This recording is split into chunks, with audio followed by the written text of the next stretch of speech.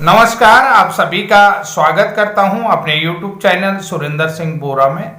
Chhattisgarh B Ed versus D Ed case पे क्या update है। कंटेम्प्ट जो याचिका थी 970 ऑफ 2024, तो कोर्ट में जो कंटेम्प्ट याचिका थी उसकी सुनवाई कल और आज हो रही थी, तो उसको लेकर के क्या अपडेट आ रही हैं और क्या अपडेट उसमें आगे हो सकता है निकल करके आएगा।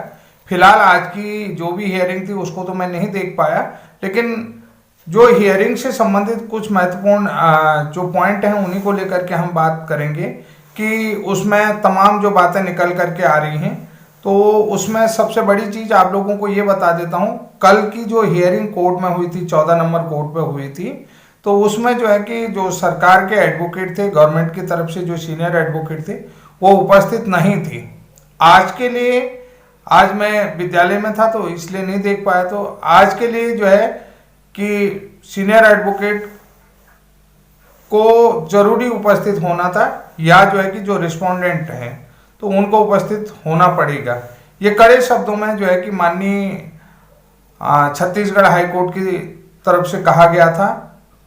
और छत्तीसगढ़ हाईकोर्ट की तरफ से जो महत्वपूर्ण पॉइंट है कि उन्होंने ये भी कहा है कि क्लियर जजमेंट आने के बाद, यानी कि सुप्रीम कोर्ट और हाई कोर्ट का जो क्लियर जजमेंट आने के बाद भी आप लोगों ने डीएड को नियुक्ति क्यों नहीं दिया, ये सवाल किया गया है। और इस सवाल में जो है कि ये सवाल जो है जज साहब की तरफ से कहा गया है, जस्टिस नरेश कुमार जी की तरफ से ये सवाल किया गया है। तो जैसा कि आप सभी लोगों को पता है कि जस्टिस नरेश कुमार जी की बेंच में इस केस की सुनवाई हो रही है। तो इस केस में जो सबसे महत्वपूर्ण पॉइंट डीएड की तरफ से रखा जा रहा है, उसमें सबसे इम्पोर्टेंट जो पॉइंट रखा जा रहा है कि वो 984 पदों को पहली काउंसलिंग होगी, भर्ती प्रक्रिया की जो पहली काउंसलिंग है उसी में जोड़ा जाए। और दूसरी बात जो है कि क्योंकि आप सभी लोगों को पता है कि 7 फरवरी जो आने वाली 7 फरवरी है, उस 7 फरवरी में जो है कि पहली काउंसलिंग स्टार्ट हो जाएगी, यानी कि 5 तारीख को मेरिट लिस्ट अनाउंस हो जाएगी मेरे ख्याल से, जो भी होगा। तो 7 फरवरी से जो है कि काउंसलिंग स्टार्ट होगी। तो अभ्यर्थियों का कहना है कि जो 984 बचे हुए पद है जिनमें जो है कि काउंसलिंग नहीं हो पाई, वो 984 पद भी पहली भर्ती काउंसलिंग में जोड़ा जाए, जिससे कि जो मेरिट लिस्ट है उसमें अधिक से अधिक अभ्यर्थी जो है कि पहली मेरिट लिस्ट में आ जाएं। और दूसरा जो पॉइंट है, देखिए दूसरा जो पॉइंट है कि अभ्यर्थियों का ये भी कहना है कि उनको जो है कि नियुक्ति पत्र, यानी कि उनकी नियुक्ति फरवरी में ही हो जाए। अब जैसा कि आप लोगों को सभी को पता है कि छत्तीसगढ़ में जो है पंचायती चुनाव है, निकाय चुनाव है। देखिए नगर पंचायत के चुनाव है, यानी कि नगर पंचायत के चुनाव है और निकाय के चुनाव है। उसको लेकर के 25 फरवरी तक वहां पर आप यानी कि आचार संहिता है।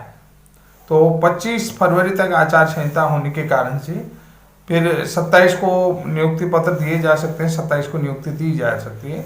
ये चीज़ें अपडेट हैं, ये महत्वपूर्ण पॉइंट जो है कि डीएड की तरफ से भी, डीएड के एडवोकेट की तरफ से रखे जाने हैं। और साथ में मैं आप लोगों को एक चीज़, ये चीज़ बता देता हूँ कि जो अपडेट आ रहा है कि देखिए बीएड की तरफ से जो है कि जो उनकी नियुक्ति निरस्त हुई, निरस्तीकरण के आदेश पर स्टे को लेकर के बात की गई थी, तो लेकिन बीएड को वहां पर तगड़ी फटकार रही कि माननीय जस्टिस की तरफ से ये है कि आपके लिए कानून की परिभाषा बदल दें क्या, कि इस जो निरस्तीकरण आदेश है उसमें कहीं भी जो है कि स्टे नहीं हो सकता है। ये स्पष्ट कहा उन्होंने, कहा निरस्तीकरण में के लिए कानून नहीं बदला जा सकता, यानी कि संविधान में निरस्तीकरण आदेश को बदला नहीं जा सकता, ये उन्होंने कहा है। अब यहाँ पर देखिए, ये सारी चीजें जो है कि आपको मैंने डीएड के पक्ष की बातें बताई हैं, लेकिन अभी जो चीजें निकल करके आ रही हैं कि देखिए सरकार जो है कि तरफ से, और सरकार की तरफ से हाई लेवल जो है कि पावर कमेटी बने, हाई पावर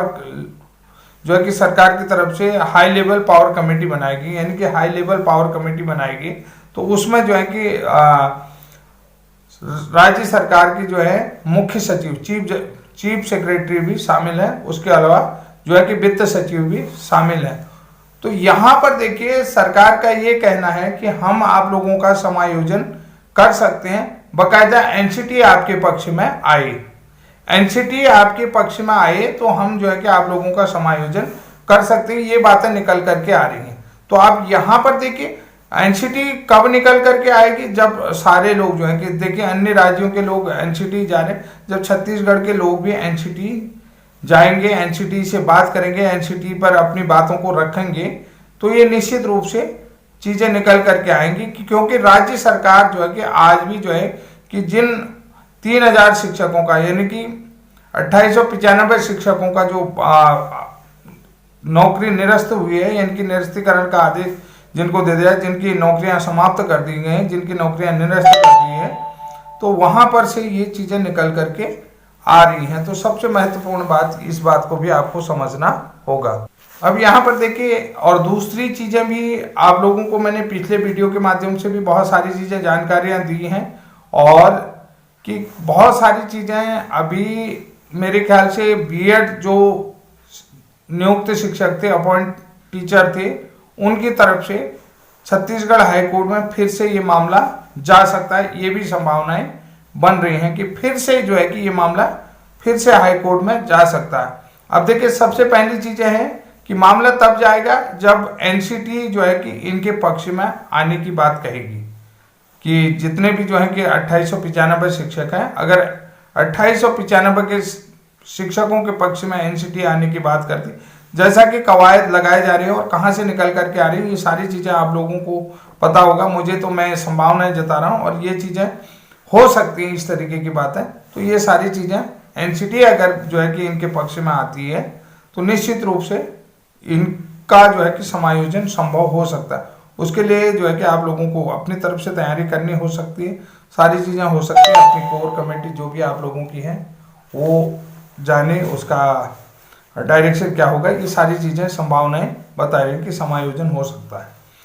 और आज की जो सबसे महत्वपूर्ण खबर है कि जैसा कि आप सभी लोगों को पता है, जेटेट वर्सेस सीटेट मामला जो है कि माननीय सर्वोच्च न्यायालय में चल रहा था और सर्वोच्च न्यायालय ने जो है कि सीटेट वैलिडिटी को यानी कि झारखंड टेट को और जो है कि वैलिड किया है और झारखंड में जो है कि अब सीटेट वाले क्या है कि प्राथमिक शिक्षक भर्ती में शामिल नहीं हो पाएंगे, वहां पर केवल स्टेट टेट को ही लिया जाएगा। ये मामला निकल करके आया। आप सभी लोगों को पता है सितंबर में जेटेट वर्सेस सीटेट मामले में जो है कि सर्वोच्च न्यायालय में जो है कि फैसला हुआ था और उस फैसले को रिजर्व रख दिया था। अभी तक जो है कि जहां भी यानी कि झारखंड में जो भी भर्ती आती थी वहां पर सीटेट और जेटेट दोनों ही अप्लाई करते थे, लेकिन अब जो है कि झारखंड में जो है सीटेट वैलिड नहीं होगा। ये चीज कहते हैं कि अब वहां पर केवल स्टेट टेट वाले ही वैलिड रहेंगे। स्टेट टेट ही जो है कि जो नई भर्ती आएगी केवल स्टेट टेट वाले ही अप्लाई कर पाएंगे। लेकिन यहां पर सुप्रीम कोर्ट ने ये भी स्पष्ट कर दिया है, ये भी स्पष्ट कहा है कि जो सुप्रीम कोर्ट ने अपने फैसले में स्पष्ट कहा है कि किसी भी राज्य में सीटेट को वैलिड करना है या नहीं करना है, ये पूरी तरीके से राज्य सरकार तय करेगी। कि यानी कि राज्य सरकार इसको तय करेगी, किसी भी राज्य में सीटेट को वैलिड करना है या नहीं करना है, ये पूरी तरीके से राज्य सरकार तय करेगी। ये चीजें हैं। तो साथियों सिर्फ अभी जो चीजें मैं आप लोगों को बता रहा हूं वो जो है कि झारखंड टेट और सीटेट का ही है। तो यहां पर जो है कि झारखंड टेट को वैलिड बताया और सीटेट को वहां पर जो है अब नई भर्ती में नहीं रखा जा सकता। अभी तक क्या था मामला कि जो भी नई शिक्षक की भर्ती आती थी झारखंड में वहां पर जेटेट और सीटेट दोनों ही अप्लाई करते थे। अब केवल जो है जेटेट वाले ही वहां पर अप्लाई कर पाएंगे, यानी कि झारखंड स्टेट टेट वाले ही जो है कि वहां पर अप्लाई कर पाएंगे और सेंट्रल टेट वाले जो है कि अप्लाई नहीं कर पाएंगे। कुल मिलाकर के जो है यहां पर ओनली जो है जेटेट ही वैलिड रहेगा, सीटेट यहां पर वैलिड नहीं रहेगा। और सुप्रीम कोर्ट ने क्या कहा है ये आप लोगों को पता है। किसी भी राज्य में सीटेट को वैलिड करना है या नहीं करना है ये पूरी तरीके से राज्य सरकार तय करेगी। तो साथियों आज का ये महत्वपूर्ण अपडेट था और आज का अपडेट आप लोगों को कैसा लगा, बाकी की जो भी जानकारियां हैं सीटेट से संबंधित वो ऑर्डर आने पर आप लोगों को बता दिया जाएगा, आप लोगों को समझा दिया जाएगा कि आगे क्या हो सकता है क्या नहीं हो सकता है। बस यहाँ पर जो है कि अब झारखंड राज्य को लगातार हर 6 महीने में जो है कि झारखंड टेट करवाना होगा। जब भी या कोई भी नई भर्ती आएगी उससे पहले झारखंड टेट करवाना होगा। ये महत्वपूर्ण अपडेट है। तो साथियों आज के लिए इतना ही, तब तक के लिए जय हिंद, जय उत्तराखंड।